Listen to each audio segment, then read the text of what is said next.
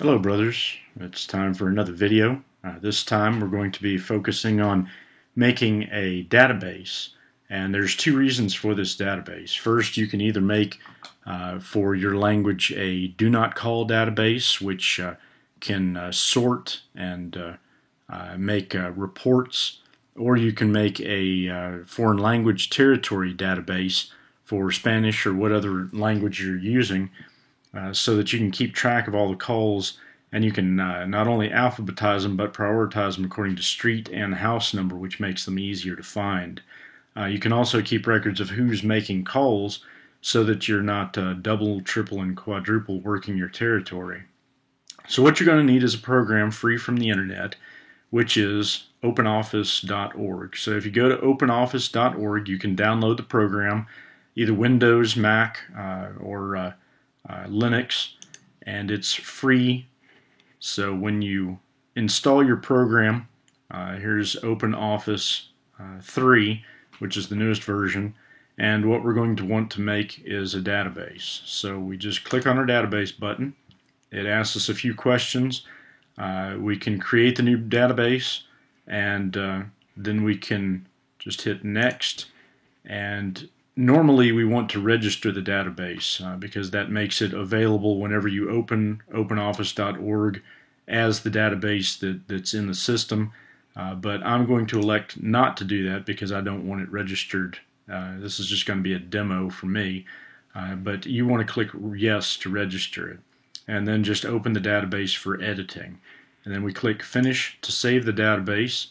And of course, I'm just going to put this on my desktop. You'll want to put this someplace else. And then we'll just put new database as a good name for now. Alright, and so it opens up to the database view. And so what we're going to do is we need to start making our database. And so as you can see, we've already got some examples here. We're going to go ahead and get rid of those because that was on a previous attempt. And what we're going to do is we're going to use the Create Table in Design view to create the database that we want. So what this does is it lays out the field names that you're going to fill the information in. So the first one that we want to do is ID, but we'll do that later because it'll do it automatically for us, so we don't really need it. So what we want to do is we want to just go right into inputting our data. So we want territory, and that'll be for our territory card number. The next one we'll do is house, so that'll be for our house number. The next one we want is street, for the street name. Then we want the date, for the date that the initial call was made. Then we want name of the person. Then we want any information that we want to put in there, like day sleeper, bilingual, whatever you need to put in there. And then update, just in case it's a do not call, or the last time that it was called, or the person that's calling on them, and that lets you keep an update column. So what we want to go do up here is under house. Obviously we don't want just text, we want a number for the house, so we'll go to numeric. And the street, the date, the street's fine, it can be characters. The date, we want a date, so we come down here to date. And when we do this, the numeric is fine, but when we go to date, we want a specific way for it to be entered. And so we want format example. We click on this, and then it gives us the date, and then we can choose how we want the date to look. So we'll just keep this the month, day, year in two numbers, so when you just type the numbers in, they go in smoothly, and just hit OK. And so that way when it comes up, this is what it looks like. The name is fine, the information is fine, the update is fine. So now what we want to do is we want to save, and we could just call this whatever table you want. Normally you would want to rename it as the territory card, so if it was territory 1 T1, then you could put T1 in there. We could go ahead and put T1 just for the example, and then hit OK.